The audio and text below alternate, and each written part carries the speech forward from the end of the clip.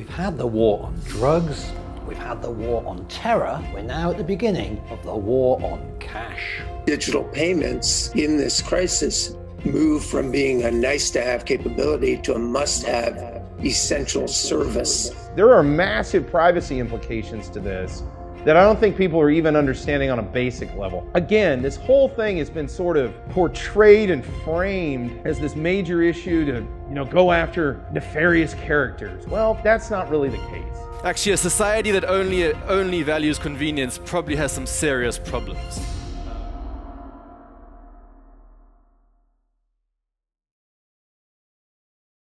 A cashless society is the future.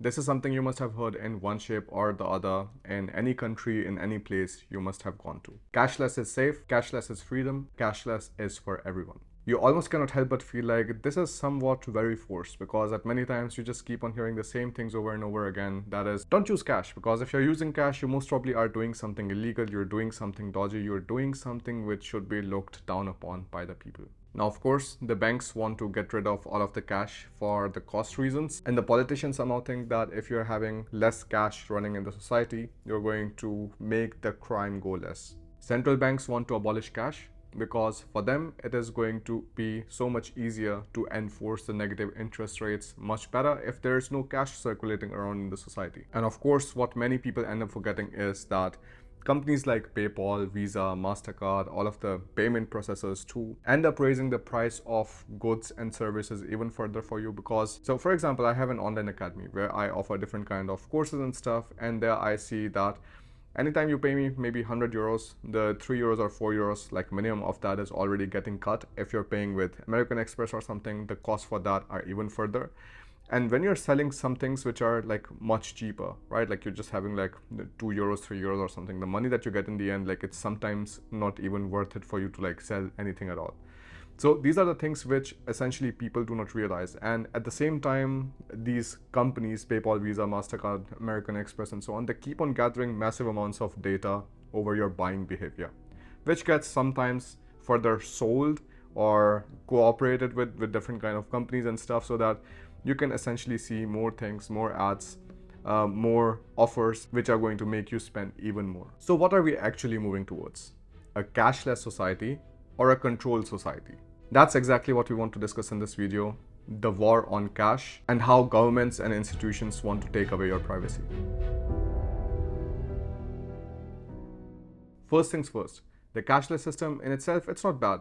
It has its own advantages. I know wherever I go, for example, in Denmark and most of the Scandinavian countries, I just quickly take out my phone, I use Apple Pay, and I pay for anything that I'm buying anywhere I'm going. The same is the story in Romania too. It's also like pretty common to have all of these cashless payment things. I've benefited from this because this kind of saves me the hassle of taking a wallet or something, or like carrying different kind of cash around. For example, you're shifting countries and you have made some savings over the last few years. What are you going to do? Like carry like 2, 3, 4 suitcases like full of like notes or something if there's no cashless system available? Of course not, because that would be just a lot more burdensome.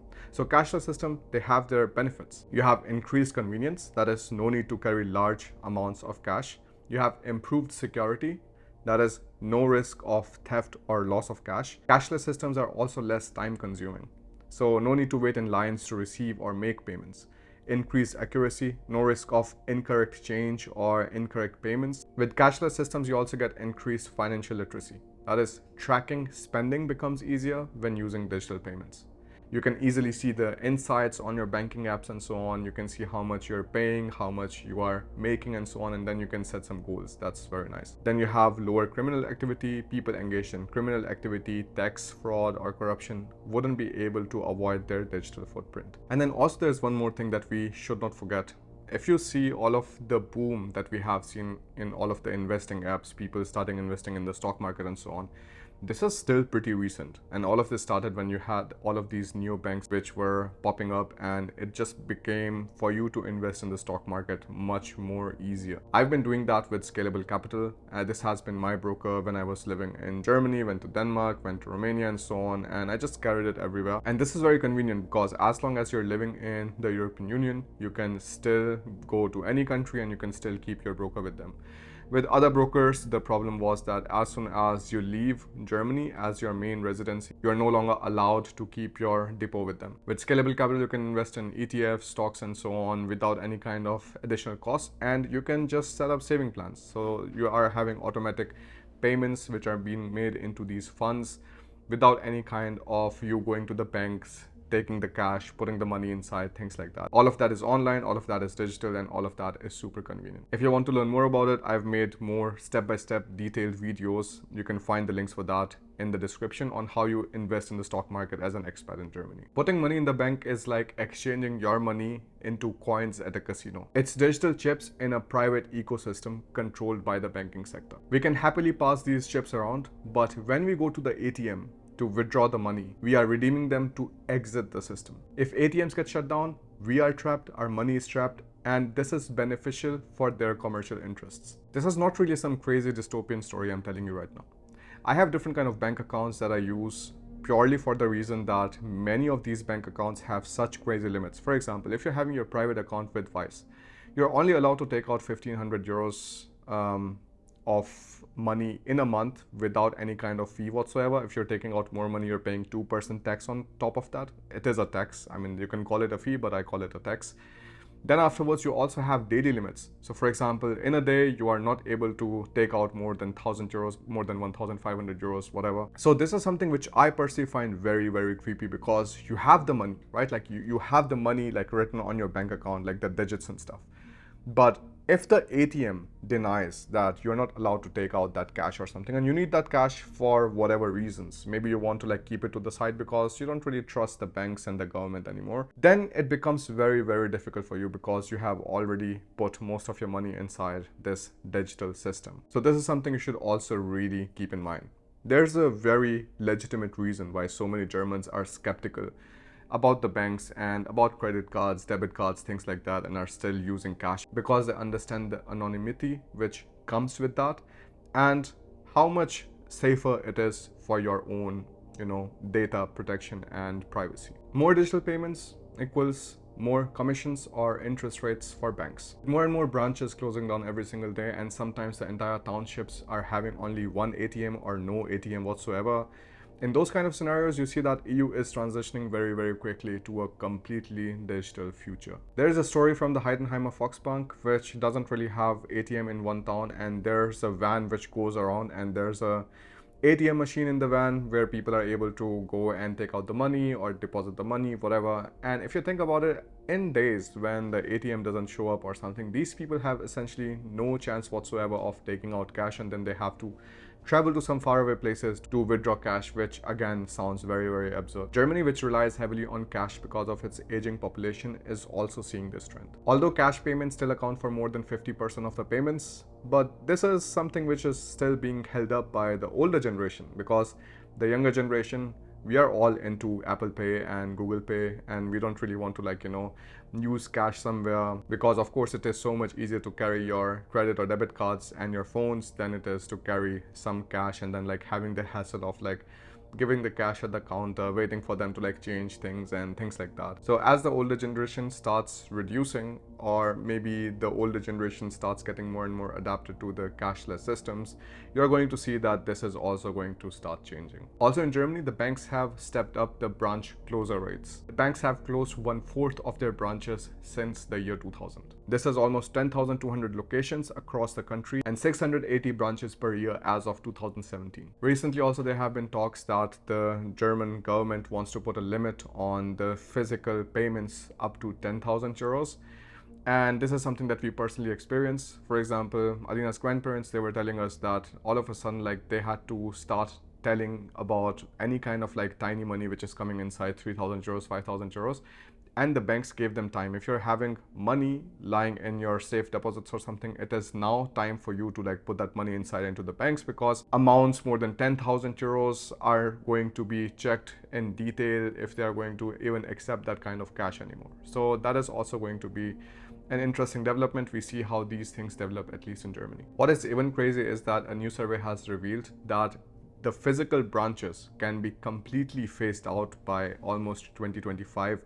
depending on the speed in which the digitalization of money develops. Because again, COVID already really accelerated all of these things, but there could be even further factors that we are not seeing right now which can speed it up even further. Also, I don't understand what's going on in Scandinavian countries anyways. Like, first it was Sweden with these small chips in your hand that you're carrying around and like making payments, and now Sweden is again going further and is predicted to be the world's first cashless country by March 2023, and this is really not that far away. Cash payments have gone down continuously in Scandinavia, and now they account for only 6% of all of the transactions. From public washrooms to flea markets to bakeries and sometimes even toilets, everything is digitalized in Sweden. This is also seen in the neighboring countries like Norway, Finland, and Denmark. Now, all of this sounds very ominous or wonderful to you, depending on what kind of perspective you have on these things, but there's still a very big problem that we need to discuss. Going 100% digital definitely means there will be people who won't have access to such systems, such as immigrants who don't really have their valid documentation, things like that. Again, you could have different kind of opinions on these things, but I can tell you that even as digital nomads who are living across different kind of countries, Alina and I, we faced problems in many different countries because they need you to have some specific documents in order for you to have a bank account at all. And if you are maybe like not living there full time, and if you're like having just some kind of business, you have a private limited, things like that, many bank employees, many banks don't really understand the system, the freedom that the European Union gives you for having different kind of accounts and things like that in different countries. And if you don't have that, you're not really able to be a part of that particular ecosystem, which again poses a problem for you. Electronic purchases generate data linked to your personal identity, which can be used for all sorts of purposes ranging from innocuous to nefarious. Banks can use all that data and analyze how you spend, what you spend on, how much money you have saved, and everything in between. Hackers and scammers are getting more sophisticated these days, and those who are not tech savvy may find their bank accounts emptied after simply clicking a link giving them access, and they will have no wealth left whatsoever. This is also more common than you might think, because the older generation, they cannot really distinguish between a link which is being sent from a proper domain or some random link which is being sent to you, which goes ahead and you have to like fill out some kind of PIN so that you're able to give remote access of your computer to somebody else. And many people end up giving their OTPs, things like that. And this is also like, many people who are not financially educated, they don't understand these things, or for them, all of these things are completely new. The cashless society could also prove very costly for the small businesses, because you essentially end up paying another 3% of whatever you are earning to these payment providers like PayPal, Visa, MasterCard, and so on. And this really hurts, because if you think about it, on any kind of physical products that you're having, many times the profit margins are just from 5% to 10%. Sometimes if you're lucky, 20%. Great. But from this 20% now, if you're giving another 3% to these payment providers, you're really like getting left with very little towards the end. Yes, digital payments, they're very convenient, but whenever some kind of crisis happens, whenever some kind of things start going wrong, the first thing that they do is they start going to the ATMs, they start taking out cash, because somehow they get the feeling that the cash is going to be more secure than whatever kind of money they have lying in their bank accounts. I've done the same when the COVID started. I was like, okay, like I have no idea how far banks go. So I also started taking out a lot of cash in the starting, because I just didn't know how things are going to develop further. And I'm kind of happy about it, because it is still the only thing which is left with you in case the proper apocalyptic scenarios that you're thinking about start happening. And I think like even in those kind of scenarios, it is not a bad idea to start thinking about gold and stuff. But again, that poses the problems of carrying them around and like safely securing them, things like that, which is again something that you have to think about. The point I'm trying to make is that 100% digital banking does not really give you any kind of benefits in any dimension or reality. Cash payments and digital payments should not be viewed as opposites, but should be coexisting together. With society adapting to digital payments post-pandemic, banks have started closing their branches to save money and avoid robberies. One example which is very often talked about in the German media is that if you take a look at the case of Denmark, there was not even a single bank robbery in 2020, because most of the banks are not carrying any kind of cash whatsoever, and the only place where you can withdraw cash are from the ATMs. Large institutions such as Amazon, Uber, McDonald's, as well as companies like Visa, MasterCard, and PayPal have strongly opposed cash, to the point of launching campaigns and funding legislations to abolish pro-cash movements. For example, in 2019, emails between Amazon and Philadelphia officials regarding the language of the city's pro-cash rule leaked, revealing attempts to delay legislation and then to include an exception for Amazon's cashierless Go stores, which are not designed to accept cash. In 2018, Visa rewarded 50 small businesses with $10,000 in its Cashless Challenge sweepstakes, which, if you think about, is a very smart investment for their own future so that they're able to keep on getting more and more fee in the next years. The point of piracy can also become a huge issue, as you don't really know if you're making choices yourself or if a large corporation is using your data and making you see ads and receive promotional emails. Digital payments help save a lot of costs regarding maintenance, the environment, criminal activities, tax fraud, and many other things. But this shouldn't be a war on cash. There's no need to create tension between cashless and cash forms of payment. Both have proven to be useful depending on different kind of scenarios, while banknotes and coins are also a store of value in times of crisis. And here's some more food for thought for you. If a society becomes 100% cashless, whatever kind of cash you have on your side, you have in your basement, under the pillow, in your closet, whatever, all of that completely loses value. Because the moment the merchants stop taking money, the moment the banks stop taking any kind of hard cash, all of that is essentially worth absolutely nothing.